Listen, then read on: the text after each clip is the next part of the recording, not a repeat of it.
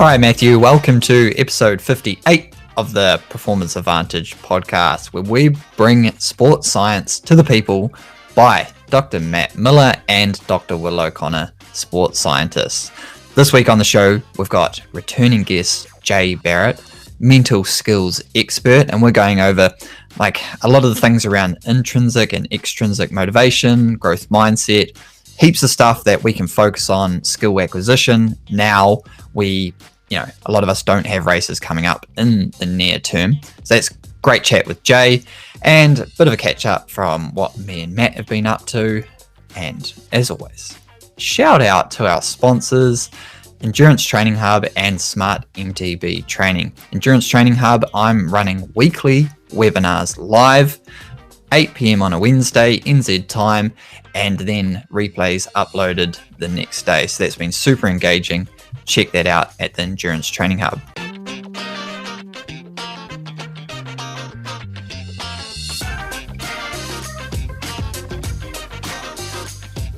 All right, Matt, what have you been up to? How's Breakcase? How's training? How's racing? How's life? Yeah, things are good. Well, what we've been doing mostly over the last few weeks is building our course. That's right, Performance Advantage Masterclass. Using sports science to train more effectively. 6-part course. That's been really fun. So that's why we missed podcast last week. But I was in Rotorua. We did a ton of brainstorming, course building, filming, lecture building. Man, that was hectic. It's super nuts. So we've got, because release date is July 1st. And if you sign up before July 1st, 50% off. And for the amount of work we put in, I think we underpriced it, but whatever. Yeah, I think so too. But, well, it's really good to be able to give really good information. Like, that's fun. And that's what we do. And we want to be able to reach all different kinds of athletes. Like, we have coaches and athletes from around the world that have already signed up in different sports. Like, not even just the sports we do. It's crazy, like the places that people have come from to sign up for this. And, 2 weeks left to get that early bird price. It's definitely a great value. It's definitely a great value for money with the quizzes and the interactive lectures and the certificate at the end. That's right. Yeah, so we have been doing a lot of that. But when you're up here, you got Mitch Armstrong out on the Breakcase, and man, that thing has come such a long way. Afterwards, he came, because you were doing it all at my house. And then you left and just left all your equipment here. Anyway, he had to come pick up his bike. And so I was getting a bit more of a honest feedback from it. And he was like, man, that was so valuable. He's like, I really thought I didn't take that corner well, but to see it in the numbers was incredible. So the Breakcase being a brake power meter, first in the world, invented and developed by Dr. Matt himself. And the now developing the online like integration. It's almost like kind of like a Strava for your braking. Yeah, that's what we want. It's like a Strava / Training Peaks analysis level for your braking. And it's funny because I got Mitch's data. He was out all day by himself. He brought his bike back. I got the data, and then I was just texting him his results, and he was just so surprised at his braking. He was braking 90% with his rear brake. Yeah, wow. I've never seen anything like that much rear braking, and he had no idea. He's like, oh, I thought I might use my rear brake more. I was like, well, you pretty much just didn't use your front brake at all. And we know the front brake's really effective for slowing down. So, we have obvious skills for him to work on moving forward, and we can show him all the things that he needs to work on. And he really enjoyed it, and I'm putting together videos for him now. Yeah, that's cool. I watched a short clip you put up on YouTube, which was fun on one of the, can we call them illegal tracks? Hidden, right? Yeah, hidden tracks. It has a name. It's called Dirty Hands. But I don't know if it's illegal or what, but yeah, it's fun. Yeah, it is fun. Yeah, I went and rode there with you guys. Yeah, when Harlan was here. So how have you been? Yeah, good. It's interesting because we've just had Jay on. Amazing interview. Thoroughly enjoyed it. And I work with Jay one-on-one. And I have to say, as a plug for him, I have not had a bad race, or at least a race I'm like unhappy with since I started working with him late last year. The mental skills he's implemented with me have really made it like super fun and held myself accountable to different things I can like pull out as success within a race or a time trial. But anyway, one thing like we talked about on the show, can't remember what episode, maybe 55, 56, I overtrained. Right. We had lockdown. I was like, I'm going all in. This is my chance to really smash the training. And I got overtrained. And like a lot of like our businesses are online, so we started gaining in popularity as everyone moved online. So not only was I training more, as working more. My son's growing up. He's 6 months old now. I'm more interactive. We're heading out more. Oh man, just plenty going on. And so he's like challenged me. Like my mental skill is not so much pushing myself; it's holding back. And man, that's been a fun one. Like because I've only ever tried to push myself, or I've held back in a recovery week. That's kind of easy because you're like, yep. But to hold back and be training, like when that's the motive, like it's odd, man. It's different. It's a challenge, which has been fun. It's been an enjoyable. I've kept wanting to like eke out, like maybe if I could do it a little bit more. But I'm getting, it's been 4 weeks of very consistent training. I've been sufficiently tired. Now this week I've got a 10K time trial. I've been Zwift racing on Saturdays. Throwing down some power. Like yeah. Up there. I had to race A grade because I got kicked out of B. So I was, wow. A hitter. I was stoked with that. Really stoked with that, actually. Super surprising. And nailed my interval session last week. Got a 10K this coming weekend. And like, I was like kind of dreading it initially. I'm going to be so unfit, all of these things. Like something you discussed in our interview with Jay, and he helps you out. But now I'm just so excited to not be so damn tired from training all the time, So that's what I've been doing. Yep, loving it. Hanging out with James, working on this course, and just athletes. Everyone's done events coming back in New Zealand, getting on board. I haven't entered it, Matt, but next week we can probably discuss a strategy for my next event because it's going to be a big one. Oh boy. All right. Well, we'll look forward to that. Well, we might as well get in with our interview with Jay Barrett. So Jay Barrett is a mental skills expert. He helps athletes from individual professionals to individual weekend warriors. Then he also helps team sports and like performance-based business individuals. What corporate, I think, is the word they like to throw around. So he's just got such a skill base across many. He used to race World Cup downhill himself. He's been, at the top echelons of sport, so he can really relate with a lot of stuff that we're going through now. And it was a great interview. So we might as well get into it, Matt. Let's do it. Here we go.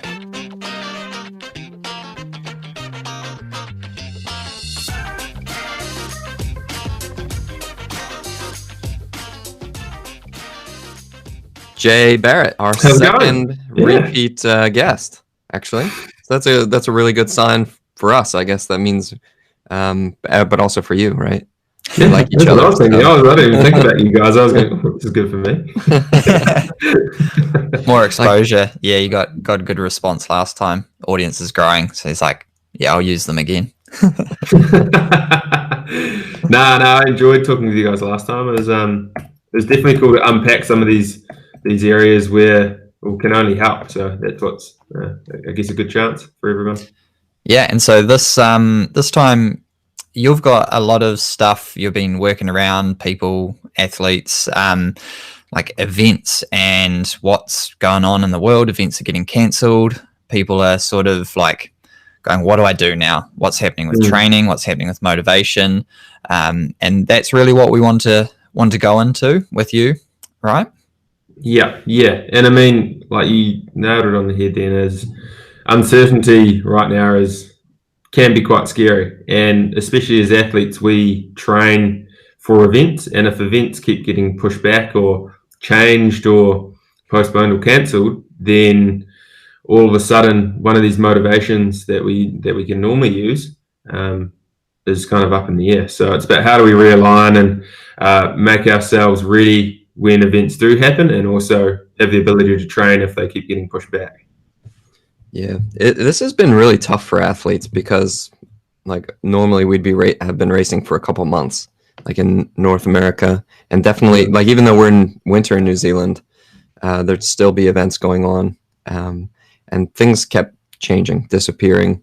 Like all the winter mountain bike races in New Zealand disappeared. The World Cup started to disappear, and that's athletes' jobs is to race the World Cup for mountain biking. Now there's another World Cup, and people are still looking at like, oh, well, I'm not sure if that's going to happen.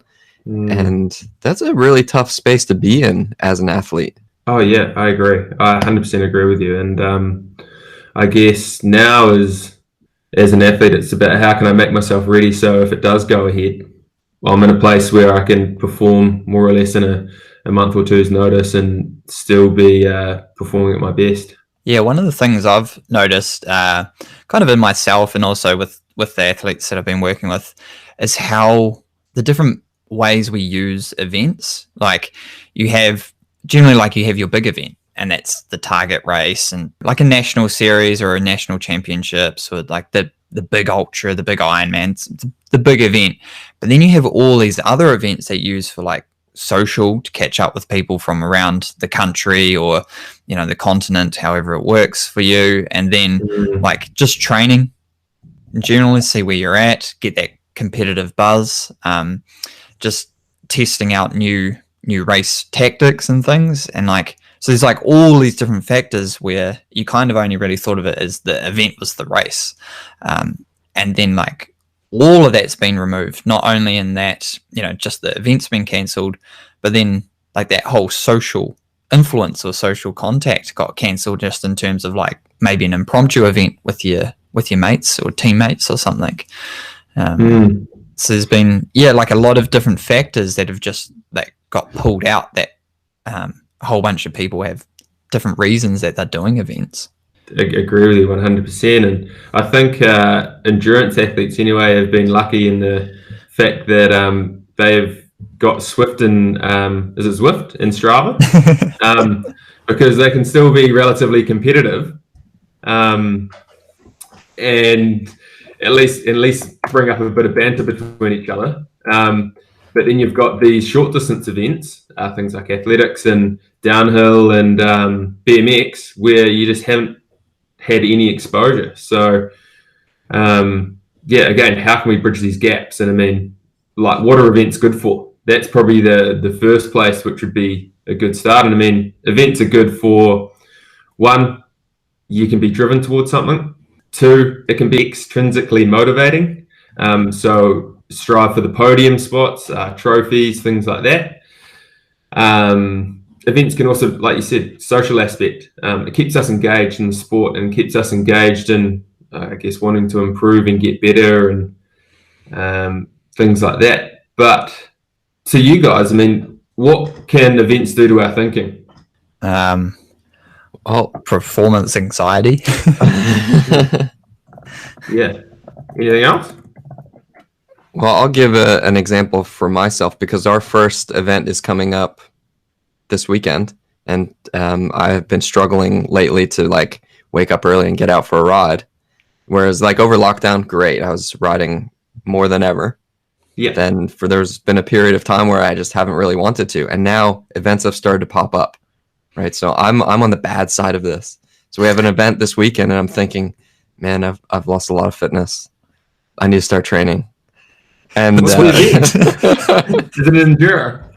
No, we have our first winter series cross country race, and normally I'm in decent fitness for those, and last year I was in good shape for it, and now I did some power tests. I'm like, not ready. This is gonna go pretty bad. If it had been like 2 months ago or whatever, and while I was still super motivated and riding a ton, like it would have gone great. But then I lost track of that goal, right? Because I didn't have that event. So I'm going to benefit from this talk actually, Jay. But for me, those events are great for me to as motivator for me. Yeah, exactly. And I mean, one part of our motivation is our extrinsic motivation. So, like I was saying, those events, like events for podium finishes and trophies and things like that, they're all extrinsically motivating factors. Wanting to beat someone else could be an extrinsically motivating factor, but it shouldn't be a focus when we're riding, things like that.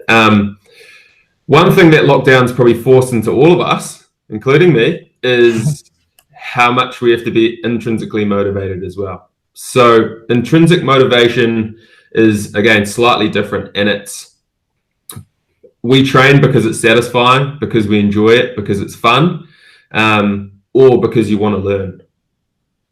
So when we talk about intrinsic motivation, it's completely different. And someone, especially in that lockdown period, if we're not saying not to be extrinsically motivated. I mean, we're competitive.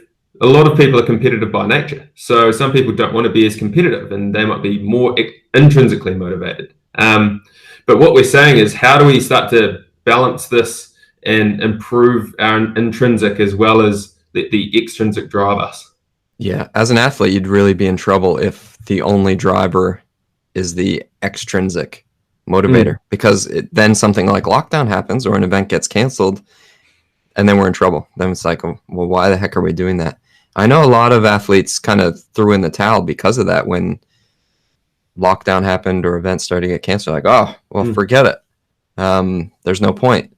But then, especially when I'm working with mountain bikers, we have power meters, right? And we have Zwift, and we can measure their fitness.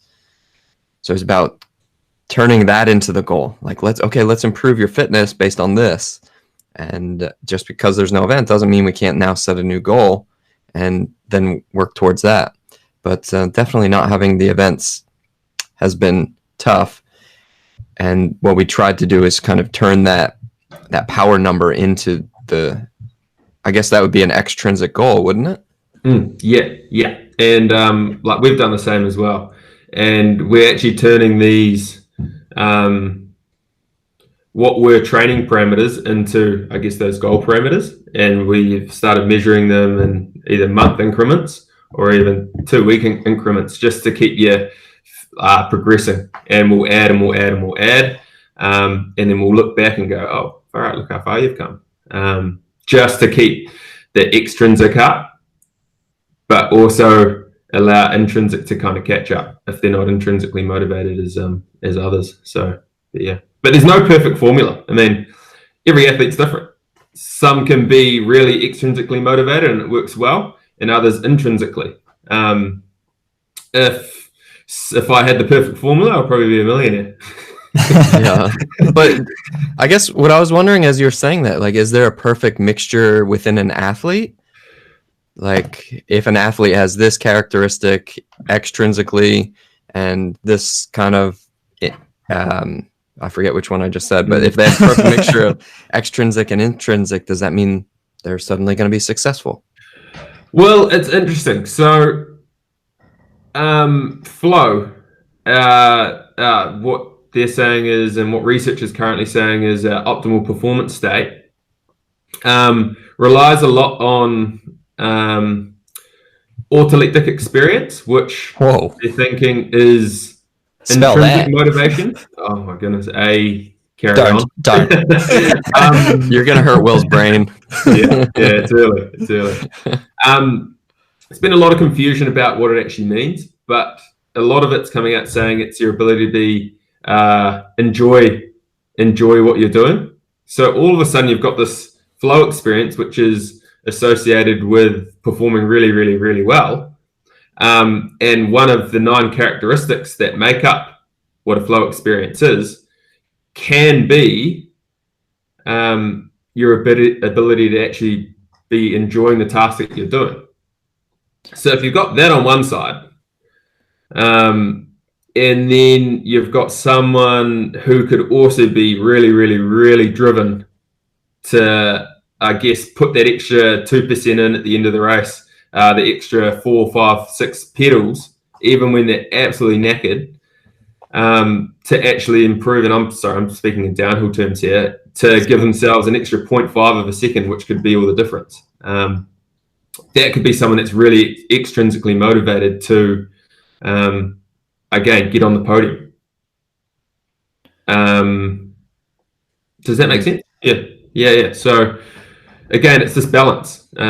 If we knew exactly the perfect amount, we'll be able to make some pretty robust athletes. But yeah, well, I even find like I will kind of float between the two, you know, where you get really caught up in the extrinsic, like the race, right, and the time, the distance, the metric, you know, like the placing, whatever it is in terms of that event. You're like, that's what I want, that's what it's about, that's what's getting me up.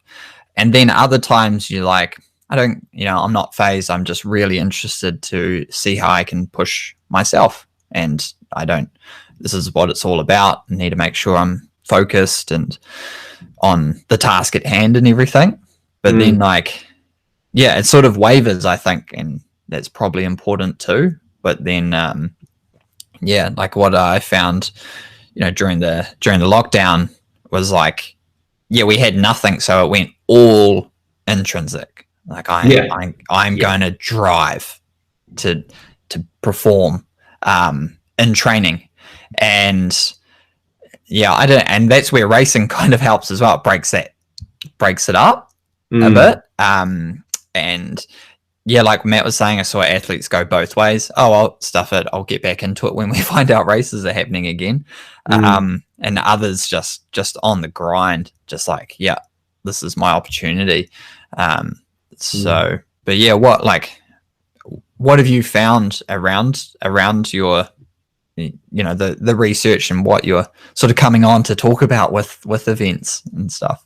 So what's interesting is when we take more of an intrinsic view of it, so we train because it's satisfying, because we find pleasure and we want to learn, all of a sudden it starts to flick us into what is a mastery orientation. So us wanting to get the skills better, and improve our ability to actually be better. And I mean, if we look at it like that, that's a very, we can always keep improving.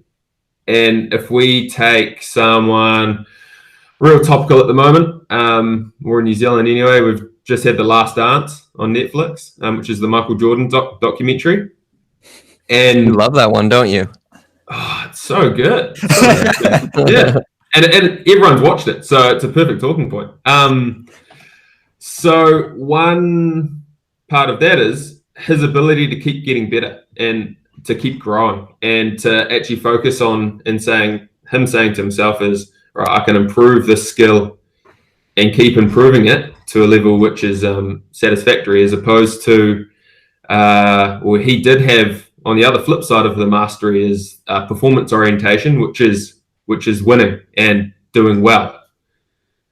So if we're looking at intrinsic motivation and trying to bridge this gap, someone that's probably more intrinsically motivated is more likely to take a mastery focus, so they can actually continue on learning and improving the skill, if that makes sense, as opposed to extrinsic motivation, prize, trophy, title. That person could be, I guess, more performance orientated, because they want to win, or they've set these goals to go, all right, I'm gonna hit these goals, and that's how I'm going to go about that. That's funny that you mentioned that one, the skill one, because in lockdown I decided, all right, I need to actually become a boss at doing wheelies, and I've never been like awesome at it. Good one, yeah. But all the parking lots were totally empty, so I just went out and practiced my wheelies, and then I found this barrier that was in the parking lot, real skinny one, I was like, you know what, I'm gonna learn how to ride across that. I'm gonna be able to jump onto it, ride across it, 40 meters or whatever, and then jump off, and keep my balance. And I would just go out every single day and just try it. And every day I was getting better and better and better. So I guess that would be like an intrinsic motivation. to focus on that skill. There was no reason for me to do it. I just decided, well, this is a good thing to focus on. Yeah, because it makes you satisfied. You find pleasure in going, oh, sweet, I'm going to be able to do a good wheelie after this. Is going to be epic. Yeah. Which I must say, Wynn has done very well at making a wheelie a very attractive thing. Yeah, that's right. Wheelies are cool. There's no question about it. I can get about like 10 meters max. Just completely lose my balance point. But Will, remember we used to go out and practice wheelies all the time. Yeah. I'd bike to uni, up to the office, and like every to and from, I'd always practice. I kept practicing, and I just couldn't get that balance point. It's so annoying. We had Sam Shaw on the show, pro mountain biker. He was like living with us, trying to help me. For some reason, it's like I was so annoying because I was like trying. So I was watching YouTube videos. It's just, yeah. At some point, I feel like there's a trust factor when it comes to wheelies because you're on the tinker between going and landing on your butt or not committing enough and not being able to hold it up. So yeah. I always thought it was cool, like for Will to be working on wheelies because like it obviously doesn't fit with any of his actual goals, right? He just like wanted to be better at doing wheelies. Yeah. For no reason. And like he was working on it a lot. And like he's an ultra runner. Like it doesn't fit within his training or anything. But I was like, wow, he's really motivated to like learn how to do these wheelies. That's cool. So interesting. So if we carry on looking at the mastery orientation as opposed to the performance. So if we're an athlete and we're focused on actually improving our skill right now, so lockdown, no events in the future, and we take this focus of going, all right, I'm going to improve. If I'm an enduro rider, I'm going to improve my downhill skill, or I'm going to improve my ability to actually be able to pedal hard and fast for a long time. What the research is telling us is that so having a mastery orientation is associated with self-evaluation of capability. So your ability to see where you're actually at gets a bit better, and also which then is associated with your ability to be adaptable in your performance. So when these events start popping up again, all of a sudden you might actually have a better idea of difficulty and complexity of the events roll in. You're better prepared to adapt and adapt your performance around that, as opposed to just being performance orientated, which didn't have any association at all, which I found really, really interesting. Because if you've got someone that's built up their skills over a period of time, and we're not saying show up to a race and then start focusing on your skill. We're saying is you should be training in this way, or you can train in this way using a mastery orientation, because when the event starts to happen, your performance adaptability, or you might become more adaptable when you get to the race, and you start to go, all right, if I add in a bit more difficult, if the race starts to rain, or all of a sudden the number 2 and the number 3 show up and you weren't expecting them, so it might push you out of the podium, you might have more resources to actually deal with that performance and then adapt to it. Yeah, I'm starting to see what you're saying here with, like, if you as so extrinsically performance motivated, you can go in going, like, I'm going to use running analogies, or triathlon, I guess. Yeah. A lot of it's time based, right? We're going in, and I've seen so many athletes get derailed because of something detaching them from the outcome, from the time, right? Or the placing. Like, oh, I really wanted to do this time, and then like the course was longer, or like the swim boy moved, and I was 5 minutes over. I just wasn't expecting that. But then you look at what you're saying, those mastery skills, like, oh yeah, I really worked on my swim. I just want to execute, good mechanics and minimize energy loss throughout the whole swim leg before I get onto the bike.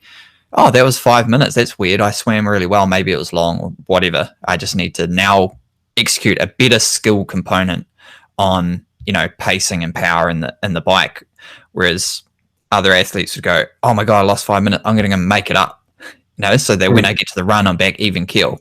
And like throughout that, they're making bad decisions, detaching them further from their actual like goal performance. Whereas when you have those skill all right, now there's so many other things to achieve within that, I think, that they've worked on, like they've tried to master, and they're utilizing the race as a means of like being able to do what you're saying, like, it's raining, cool, I worked on rain, I worked on wet tracks. This is a great opportunity for me. Yeah. Before we carry on as well, so we're talking about two very different things here. So we've got our mastery and performance orientation in one block, and then we've got our motivators in another block. So what I'm, I guess, leaning towards is, should we take a mastery orientation or performance orientation when we're training? And what are those things that motivate us? So we're ideally looking for intrinsic and extrinsic things that motivate us, not just extrinsic. But then when we're training, the research is telling us that, okay, we should be taking a mastery, or they're suggesting that we should be using a mastery focus. So focus on improving the skill, as opposed to just going performance orientation, if that makes sense. Ideally, if you use the mastery focus, and I'm saying this, I haven't actually looked at the research in this, but it might make sense, is that we focus on the skill gets better, all of a sudden these goals start getting ticked off if they're in the right direction.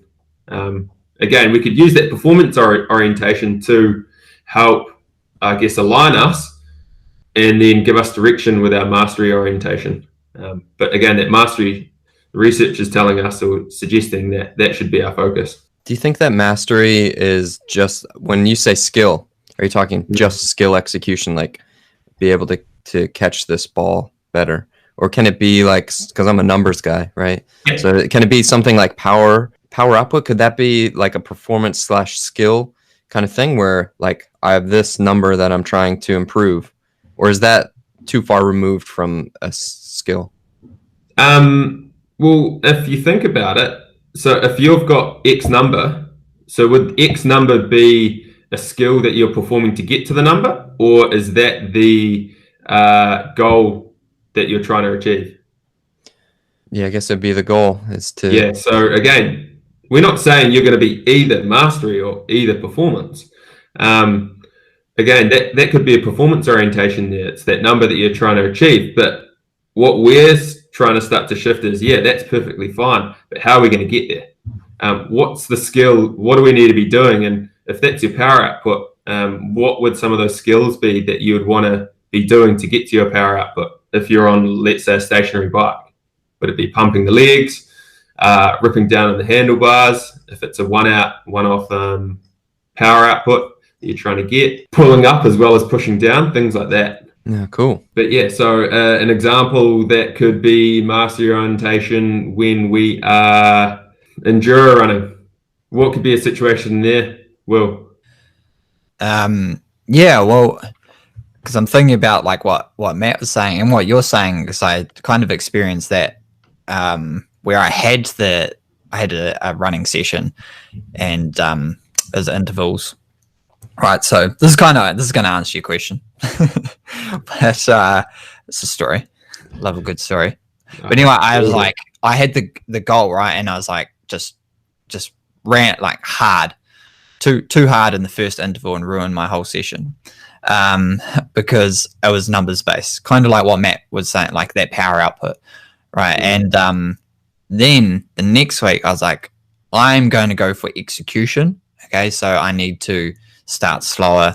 I need to stay more relaxed, and I focused on a lot of the things around, like I knew the pace I was trying to run was achievable. It was part of the interval session. I knew it would be a push near the end, but initially, and so it was like what I was focusing on was staying relaxed, breathing, concentrating on a forward lean cadence, like a lot of those things that I knew would allow me to be there, like be within that number. So I think, is that what you're saying? Like that, how they Yeah, kind of yeah, fit together? yeah. No, I think it does. And so when we come back to this flow experience as well, which is research is telling us that it's associated with our optimal performances. Another one of the flow characteristics is concentration on the task at hand. And again, some athletes experience it, some don't. We're not saying you have to get a flow experience. But if we're considering that characteristic as a factor, all of a sudden, if we're performance orientated and focus on this number, as opposed to mastery oriented, which is focused on the skill that we need to get to the number, what do you think flow more resonates with? Yeah, so the skill. Yeah. The skill, is focusing on and concentrating on the task at hand. Now, the tough thing with a lot of the flow research is it's based off things like rock climbing and music, where there's no set performance outcome in a way. They perform really well the whole way through, and that's part of it, as opposed to they get lost in the task compared to what could be a short, sharp race where you can be heavily performance oriented, but so the skill, the mastery can kind of disappear, if that makes sense. Yeah, well, I'm also thinking like for endurance, or like, well, pretty much everything, like a lot of the stuff our listeners are doing is going to take over 2 hours. Like I'm thinking enduro takes 2 days, and it's broken up, and trying to stay, like in one state, you're going to fluctuate. Is there, I don't know if I'm jumping ahead at all, but is there any way to like realign, or are we on getting into something completely different? And the whole idea of using performance psychology tools and strategies is, one of them is to help you realign to where you want your focus at that present time. Are you relaxing? Are you focused on preparing for the competition? Are you in the competition?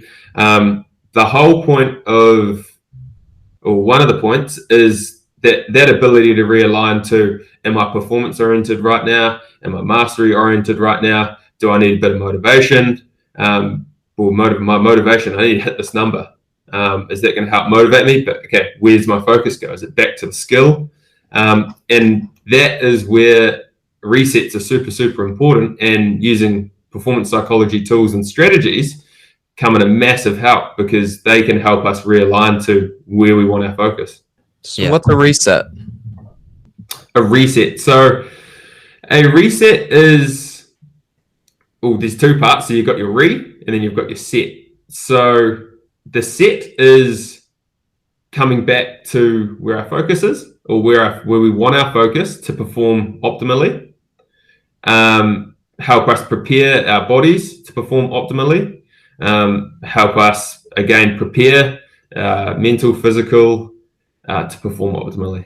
And then we've got our which is part of the reset, or this is the way I explain it anyway, in that if we have a setback or something, it could be a non-optimal thought that pops up that kind of derails us and throws us off where we want our focus, that's where we can introduce these skills to help get us back on task and executing the game plan, taking a focus that we want, which could be the mastery, and then allowing us to, I guess, put ourselves in a position to perform at our best. So it's something like, I guess, just draws you back, because you need to establish what we're talking about now, right? Like that skill, mastery, intrinsic motivation, alongside that little bit of like extrinsic competition kind of driver. But you need to know like where what path you're on, right? So you can put yourself back, pull yourself back when you start to drift off. Yeah, and like Matt's like super stressed out about this race, so all he's thinking about is getting shown up. Yeah. So you're looking at, I guess, these performance orientations a lot more in these goals, as opposed to a lot more just execute the skills that you're prepared for, and then the way I look at it is you let the outcome just do its thing. So if I can put myself in a position to focus on X, the job that I need to do, so the job itself, as opposed to the outcome, then hopefully I'm going to put myself in my best position possible. But it is interesting though, isn't it? Because you can get pulled across and you can go, oh, I need to get first. Okay, nah. All right, I'm back on the pedals. Oh, I need to get first. I'm back on the pedals. Now I'm fifth. All right. So you like you said, you can fluctuate. But if you start to, I guess, lose motivation, if you're only extrinsically motivated and you notice you're at the arse and you might be way back on where you want it to be, all of a sudden your motivation might drop or it might spike. But if you're intrinsically motivated as well, all of a sudden you might go, all right, like what? Like I'm really motivated to, I guess, just have fun and enjoy this. So you might not give up as quickly, or you might give yourself some room to move and get a couple places back. So again, using both intrinsic and extrinsic to your advantage could put you in a really good place to, I guess, keep driven in a race. And then put you in a good place to, all right, where do I need to be oriented right now? Do I need to be focusing on my skill, or do I need a performance orientation for a bit more kick, a bit more motivation? Yeah. Or am I hitting those markers quite simply? If we're going on from the stuff you're saying, so we can kind of keep on track. We don't want to get too derailed. With you were leading up to like an event, when events start coming back, was that where we were going with how you're saying it's more adaptable, right? You're going to be a more adaptable athlete when if you come back into an event, you've been locked down, whatever has gone on, you've been focusing on mastering your sport and your skill. And because I think, like, man, how interesting are professional sports events going to be after lockdown? Yeah. Like, who's going to be on their game? Who's been on the couch? What's been going on? And I mean, in New Zealand, we've had rugby league going, and then also Super Rugby's just started. So I've watched both codes, and it's actually been really interesting because you can start to see the athletes that are putting in the work, and have actually been training and have probably using both the intrinsic and the extrinsic when it comes to training and finding enjoyment and actually getting still ticking these boxes, and then taking this focus where they can actually improve their skill in this time. But it's actually been really interesting. And again, if we look at the research and what it's been saying, and we're talking about performance adaptability, can someone that's been training their mastery focus and actually have an increased performance adaptability when they increase the task difficulty or complexity on the day? So if we use, who are some big names, Will, when it comes to enduro sport, and I'm gonna be me. So I'll give you a bit more context. I've got this performance orientation. I'm going, yeah, all right, I'm gonna get third. We're going to make this completely unrealistic for me. It is a 100K race. And I'm going to get third. I've trained. I've got the time outputs. All right, I'm going to get third. Sweet. I'm extrinsically motivated. I'm only focused on getting that podium spot. Some of the training's been satisfying, but I haven't based my training off that. I've been basing it off getting third. And then I show up to the race. Everything's planned out. I've seen who's entering. Happy as with that. And then I show up, and number one and number two in the world have decided to do a late entry. Who would they be in ultra running? I guess Tom Evans and Jim Walmsley. Sweet. So Tom and Jim have shown up. All of a sudden, I'm frazzled because my plan might be out the window. You should be. Yeah, they're quite funny. Yeah, okay. Right. My plan is definitely out the window now. And I've spent this whole time training for getting third. Now, it's not necessarily a bad thing. If that's what's going to motivate you to get the training done, cool, that's all good. But I've only based my training off, I guess, one or two areas, which is the extrinsic and also the performance orientation. Now, all of a sudden, for me, what could help for me to be adaptable to that performance is going, if I had a mastery, or if I'm taking a mastery orientation on this, I still might be able to get the time output. I have no idea what could happen to them in a race. But my focus is on me performing my skill over this 100K race. And I mean, my skill is going to change from section to section, as you would know. And that's some sections I might be pushing, some sections I might be holding back, some sections I might be pushing again. But if I take this performance orientation, I could be more likely to go, all right, because Tom and Jim are here, I just need to go for it. Just need to absolutely go for it. And all of a sudden my plan starts to alter a little bit from what is a realistic and rational plan. And based on what my skill level is, and for me being able to actually get my best performance in the race. I find it so interesting because, like, you've just come up with a hypothetical situation, but I can see, like, even it's kind of a hypothetical situation of a made up hypothetical situation, because even though those guys turn up, you're already writing yourself off. Like, you're already saying, I need to change my plan. And there's like, you don't know. You have no idea what your race is going to do or their race, especially over something that duration. But then, like, it's because you've just gone into it with this kind of fixed. Did that come into it, fixed and growth mindsets as well? Spot on. Yes. This guy. Yes, you've been listening.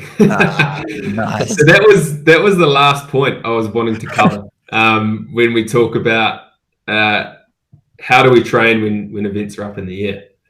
Because if we've got, firstly, growth mindset is, and it's come a lot from, I guess, studying in education, where someone that takes a growth mindset is someone that thinks that their intelligence could be developed, as opposed to someone who takes a fixed mindset is someone who thinks their intelligence is fixed.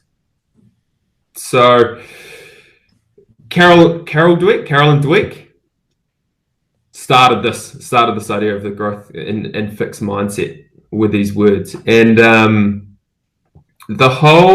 if we apply this to what we're doing in training, because events are up in the air, if we take a fixed mindset, we're only going to be able to get X better. I've got this idea in my head that, okay, cool, I'm only going to be able to get improve my, I guess, mental performance to a certain area or a certain level. Someone with a growth mindset sees it as a chance to go, all right, I could get my mental performance to that level, but then I can keep improving it from there. I can keep developing it. I can keep going. And all of a sudden, you start to feel more engrossed in going, all right, I've got more time to actually get there. I can fill this time.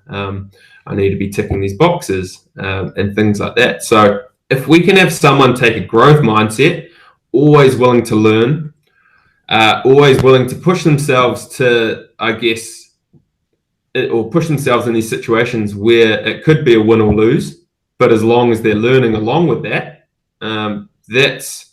that for me is an ideal outcome. Because all of a sudden, if I go back to my hypothetical situation, in a hypothetical situation, in a virtual world, in a virtual world, and then so if I go back to that, fixed mindset could be, okay, now I can't get third. Like, this is so fixed. But growth mindset is, okay, cool. Like, what happens if I push myself and learn and go, all right, I've got the chance to race these guys. I can learn from this. I can grow from this opportunity. But I still need to actually push myself to this edge where I know I can perform really well, as opposed to just giving up in a way. So you're saying, I guess I was wondering about Jay, right? This whole time, like, is there any hope for Jay? Yeah. Because now that Tom and Jim have shown up. So I guess what you're saying there is hope for Jay. There is hope for Jay. Well, it depends. Define hope. I mean, hope is can be based on, I guess, what you can take from the race, and in this case, the race. Hope if I'm getting third might be a little bit out the window, but hope for me to actually increase and actually do a better race if I base it off the numbers as opposed to the result. Based off the numbers, base it off the skill. Hope is still quite high. The hope actually hasn't changed. I could still outperform myself and what my goal was. It just might not realign to the result that I was trying to get. So this is where being a more adaptable in your goal is really important, right? Because if you only are thinking about getting third, even if Jim and Tom are there, you're just going to finish with a disaster, right? Yeah, and I mean, it could be that as well as having a performance goal. I mean, of course, I want to get third in my hypothetical situation. But what happens if I make some goals which relate to my outputs? My time even could be a good one. If we're looking at an enduro event, you could race the best race of your life, and then 3 other people have raced the best races of their lives as well. So I could start to put a goal on time. But again, it's about coming back to that mastery orientation.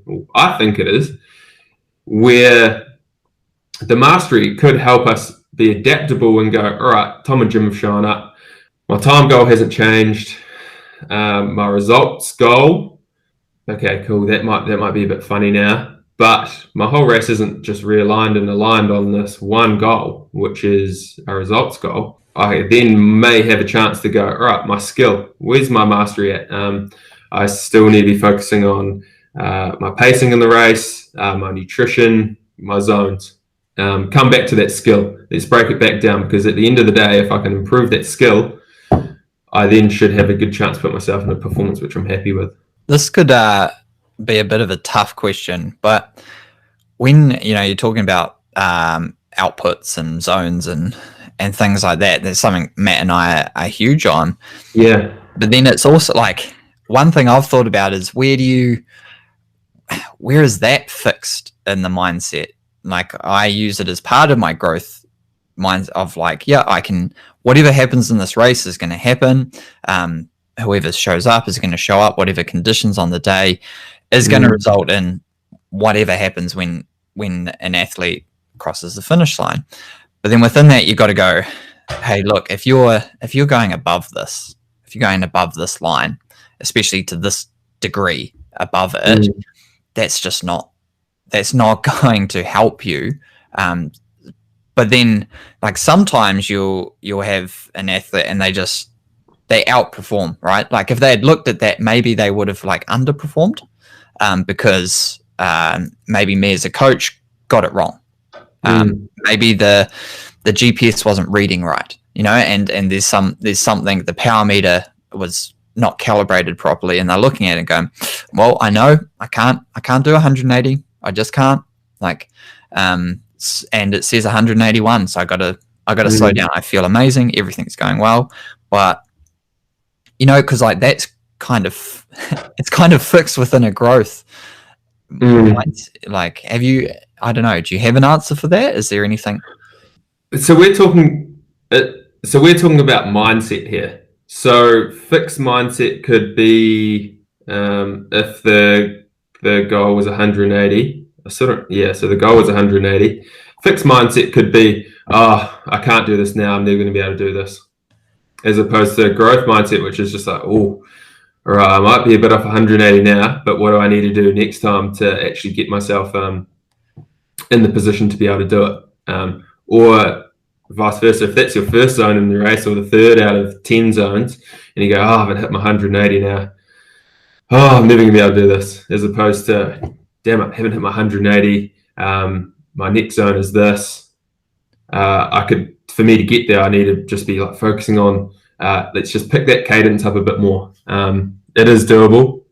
I can do it. It's going to be hard. Something like that could be the difference. But what if you're above it because you feel so good? That's kind of what I'm saying. Like, if you're at 185, yeah, and you're like, you can, you don't want to say that could be you that day. You train so well that Yeah. it's happening, right? It's on. Because but you don't want to go, 185. Nope, I'm 180. That's me. Will O'Connor is my threshold is 180. It's not 185. And if I do that, it's not happening. And then you get to the end of the race, you're like, wish I'd sped up. Yeah, well, that's interesting. You say it's not happening. Yeah. Yeah. Like for me, looking at the situation is, and again, it comes in this interplay of all this stuff. I mean, you've been racing really well. You feel fine. It's not happening is still very fixed, as opposed to growth mindset it's being quite open to the ways of learning and going, oh, okay, I'm sitting at 185. Like I'm feeling good. Like I could hold this. As opposed to what could be a fixed and going, nah, I can't hold this. I'm ruining my race. Like we don't really know what's happening. We can't predict, or I guess enduro, you and ultra runners, you guys can predict in a way of your zones and things like that. So, but if you're having the race of your life, could you have moved past that through that point of developing where you're going, oh, actually 180 was the zone, but now I can sit at 185 and I'm having a really good race?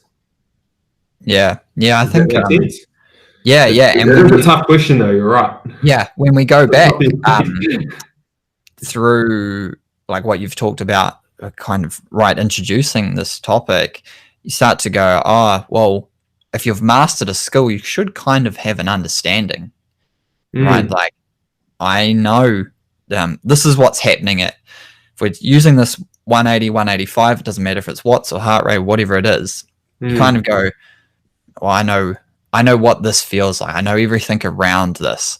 I know because I've trained around my feelings and my skills, the skill component. And I know right now there's some other things that are clearly me indicating me pushing too hard, or this is completely fine. Now, I'm going to run my, like I've mentioned, checks and balances and go, I'm 185 today. This is it. And if it's not, I'm committing. I'm loving it.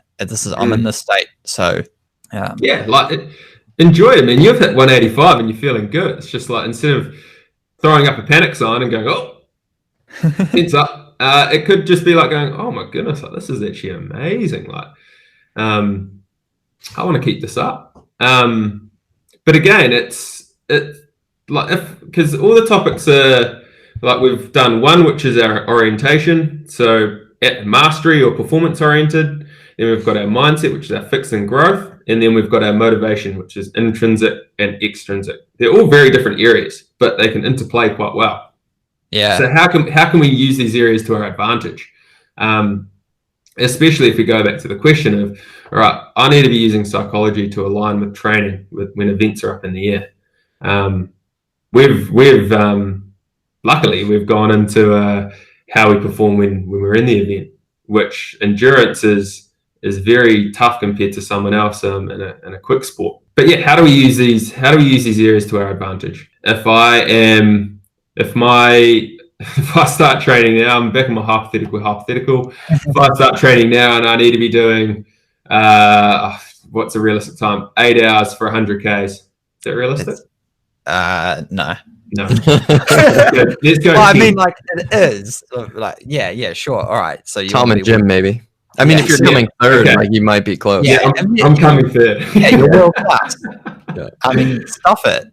That's you, Jay. You're world class. Let's go. I'm world class. Sweet. I'm excited about that. So if I've got my hypothetical Don't stuff it up. Yeah, if I've got my hypothetical time of going, all right, I'm starting training now, and I need to be 8 hours. If I'm taking a fixed mindset, I'm probably going for a run right now and going, nah, I'm not ready. I can't do this. Wait, can we use Matt as an example? Because he's just said this about his. Can we use his, or is that going to screw you up a bit? Because we could help Matt. He's just said that. He just said, I went at training and I'm not ready for this. Exactly. As opposed to, if do you want us to use him, Matt? No, I don't mind. Yeah, that's cool. That's fine. So I'm not ready is this fixed mindset of, okay, I'm not up to scratch, or because I'm not ready now doesn't mean I'm not going to be ready in the future. If we start to take this growth mindset and go, all right, I might not be ready now, but what can I learn? What are the things that I can focus on? I can develop between now and then.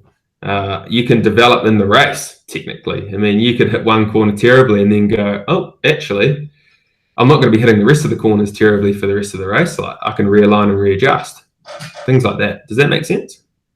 Yeah, definitely. And when I realized, like, because I did a power test, I'm like, okay, I just can't do this race like normal. I'm gonna have to take the approach of, okay, ride really smooth and pace really well. I guess the way I looked at it is, my fitness might not be where it was, a month or so ago, but I can do this, and I can do this well. And if I do that well, then that's really as good as it's going to get. So I guess would that be a good example of kind of doing the mastery thing? Like tied in with a growth mindset for sure. Yeah, because you've said, all right, what are the skills that I can actually do really well in this race? And then and you've been learning along the way. You're not scared from the challenge, if that makes sense. You're willing to put yourself in this position to go, all right, I'm not going to be as fit, but growth mindset, what can I learn? What can I develop? And again, it comes back to, for you, being smooth, focusing on those areas of your race, as opposed to what could be a fixed mindset and go, oh, my fitness is out the window. Nah, it's just not even worth it. I'm just going to go next time. Well, honestly, that's exactly what I was thinking like a few days ago. I was like, you know what, I don't even think I should go. Like, this is going to go like not to plan. But then I'm thinking, okay, well, you know what, I can do this and this. And it's great to see everyone as well, like to get to the event. And the social aspect is such a driver. So I'm like, well, you know what, I just got to go and just do what I can do. But I was really thinking about not going at all. Oh, come on. What about how Matt said, so Matt, you're like, I don't know if you did a power test, you're always measuring something. So yeah, I did. Yeah. So in lockdown, you go, oh yeah, you did that output, and then now you only hold yourself accountable to that output. That's now your benchmark of whether you're good enough to race or not. Yeah.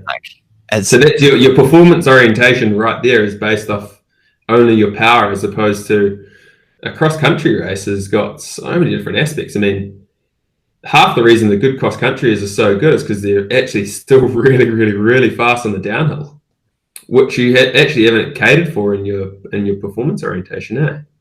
That's right. Yeah. Yeah. I can focus on those things, in the process. Like, okay, well, yeah, my power might be this right now, but when I get to the race, I can definitely focus on taking every single corner as smooth as possible. It's at the beach. The trails are really sandy, and I'm really confident actually on every single turn that I can get grip where I need it. And we know that saves time anyway in our sports, in mountain bike sports. So, that can be the focus for me. Yeah, like one of the big areas I'm massive on, especially in enduro, is the transitions. I mean, we focus all this time on the sections, but we've got all the space in the transitions where between section to section, where you can gain a lot of time just off staying on your game in the transition. It's crazy.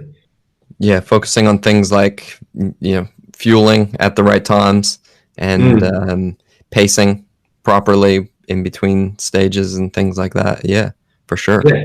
And if we go back to, I'm going to pull out two others. Roger Federer could be another example, where he's been so good for so long. He's actually had to develop and learn with new technology coming out. So new tennis rackets, new shoes, things like that. So to have this learning mindset of going, all right, like I can be developed here, as opposed to going, oh, like it's not going to make that much of a difference. Things like that. So our growth mindset can be intertwined in everything.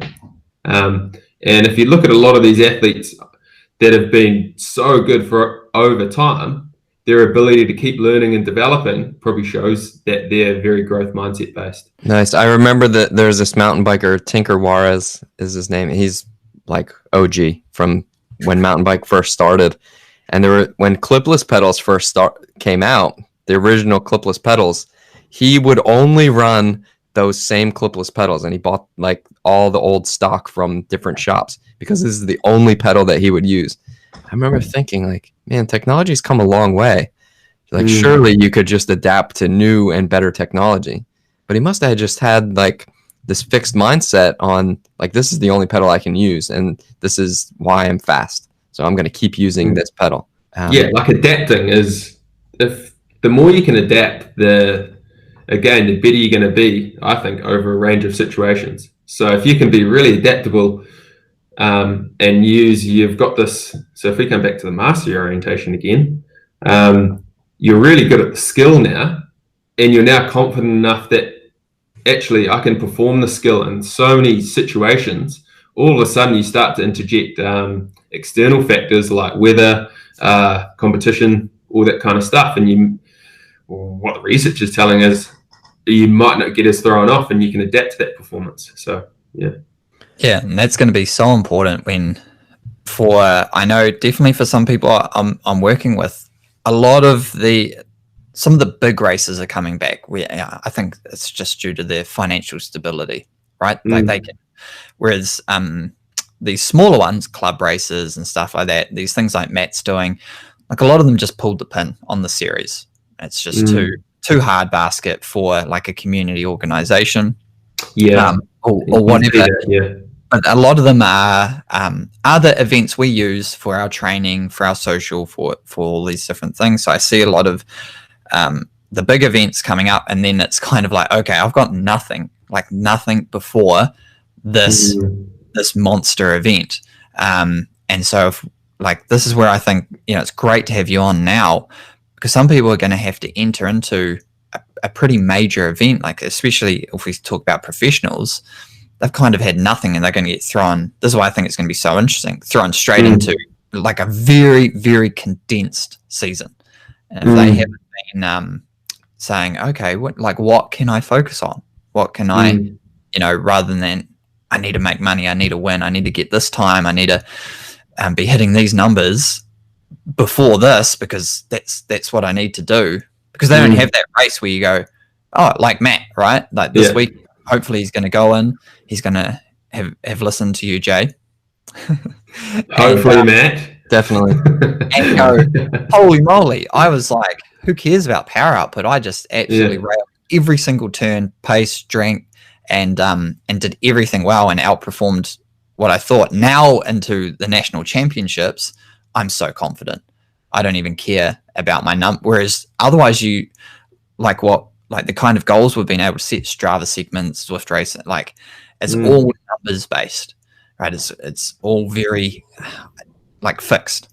It's a very fixed means of measuring your performance, because you haven't had all of the stuff we've talked about. Like you haven't had to do wheelies. You just haven't. There's no virtual wheelies. Yeah. And again, it's if it was me, and I all of a sudden in 6 months' time I've got to do a massive enduro event, I would be looking at these areas and going, all right, cool. What's my intrinsic motivation? What's my extrinsic? Am I having trouble with one or another? Do I need to take it further? Vice versa. What are my performance orientations? What are my goals? Like where do I want to get? But how am I going to get there? All the way down from training through to the actual skill, like in the session. And then also I need to remember that I'm in a growth mindset, I need to continually learn. It's going to be a journey. It's going to be something I can develop in, as opposed to I'm just not going to get there. There's no point of even trying. So really, for for the Jay and the Matt in these stories, like there is hope, right? And there is, like, even if we've been doing things wrong until now, we can change our mindset and, you know, potentially switch to a skill. We can develop it. Yeah.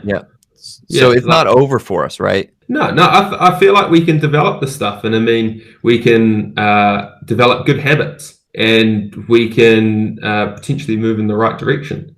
So we, instead of where we might go in one situation, we could just be solely performance oriented, and then the performance gets shifted slightly. All of a sudden, we've now got mastery to go, okay, cool, I can now focus on, I should focus on this. Like, forget the performance. For me to get to my performance, I need to be focusing on this stuff.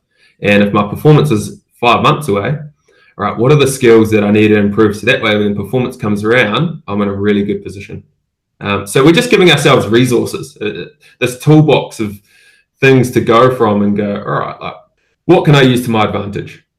Yeah. And if we're, so pretty much, I think like that covers really good topic for today. But what are some of the action points we can do? Like action points? Something like Matt, he's got this weekend, and then he's got a big event in 2 months. Okay, so let's go for something like that. What are Matt's action points?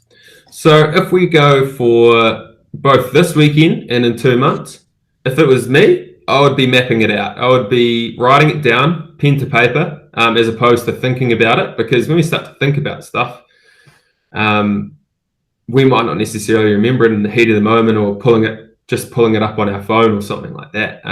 I'd be going in the 3 areas. I'll be going, all right, cool. What are my performance orientations? What are my goals? Things like that. What are the skills I need to do to get to my goals? So I've got something to focus on as opposed to just getting first. And yes, Matt, just getting first. Save that 2 months, right? Yeah. I would then be starting to look at my mindset. Cool. What does a growth mindset look like? For me, what am I learning? What can I develop in, as opposed to what my fixed mindset could be, which is just I'm not ready. I don't think there's even any point in pushing because I'm not going to get my goal, something like that. I would then look at my motivation as the third area. So what intrinsically motivates me for this race and what extrinsically motivates me for this race. And then I would copy that exact formula and just do it again for the 2 months, except do it at the start of the 2 months. And that way you've got some measurement points for your performance orientation and also how you're going to get there. So I'm basically mapping out like where I am now with my mindset, and then we kind of figure out how that affects my event now. And then I'm looking ahead, thinking for my event in 2 months. I'm thinking, okay, well, this is my mindset now. I need to change some of these things so that I can have a better event next time. Yeah, and we're not saying you might not necessarily get it perfect straight away. I mean, there's a reason that this stuff's learned. So it's about how do we realign to constantly keep improving? And it's a fundamental of the growth mindset again, is how do we realign to constantly keep improving so I can put myself in a position to remember the stuff when I need to. Cool. Yeah, I think that sums it up really well, and we'll leave it there. Now, Jay, if people want to get in contact with you, they want some help. They want Matt Psycho, yeah, it's a good podcast, but I really need a bit more one-on-one time. How can we reach out? Cool. Yeah. So I've got a website. It's www.barrettconsultants.com. And then I am also available on mobile or WhatsApp. And that number for both of them is 021 088 57925. Yeah, but have a mobile number out there. Whew. Oh, mate, it's exactly the same as the website. I think it's got my number on it anyway. So, well, Matt just found out he was putting out his home address on his email signature. So don't worry about it. We'll hit you up. But yeah, and I mean, the stuff that we've talked around today is a framework we can use, and then to add to that framework, that's when we start to use these performance psychology tools and more strategies again to help you realign and I guess figure out what your, in this case and what we've talked about, what your mastery orientation is, what your performance orientation is, what your growth mindset looks like, what motivates you, what else can we use to motivate you, and things like that, while adding in these tools that help us realign in times that might be non-optimal for us in our performance and things like that, so we can perform optimally, hopefully more consistently. So this is just scratching the surface. This is scratching the surface, but again, the whole idea is we put work in. The mental space is like the physical space. The more work we put in outside of the actual competition, the more likely we're probably going to use those habits in the competition, and we can just focus on the job we need to do in the competition using the tools to our advantage, as opposed to if we take this idea of going, all right, I'm only going to use them in the competition, they're only relevant for that. All of a sudden, we've got to spend our time and resources focusing on it in the competition while trying to focus on our job focus, which, again, probably won't work as effectively as if we put some time and practice into learning techniques. Beautiful. That's great. Yeah, no, thanks for having me, guys. Again, I've enjoyed it. I hope you carry on your quest, Will, for your wheelie. Oh, thanks, man. Yeah, I still practice. I got some more boys down at the bike shop to help me out. So they pumped my tires up a little bit. They thought that might help, but I'm trying. I'm still trying. Yeah. Wheelies was never one of my strong suits when I was riding. I used to fray away from it. I just didn't trust myself enough to go back and take the leap of falling on my bum a few times. So that didn't help. It's all right. We just need to apply that growth mindset and you'll be away. Oh, you're 100% right. I was super fixed. I just didn't even want to try. I didn't want to develop. I didn't want to learn. It was pretty bad. But you didn't want to fail. It can happen to all of us. Yeah, I didn't want to fail. Yeah. All right, Jay. Thanks for that. All right, peace, guys. We'll catch you later.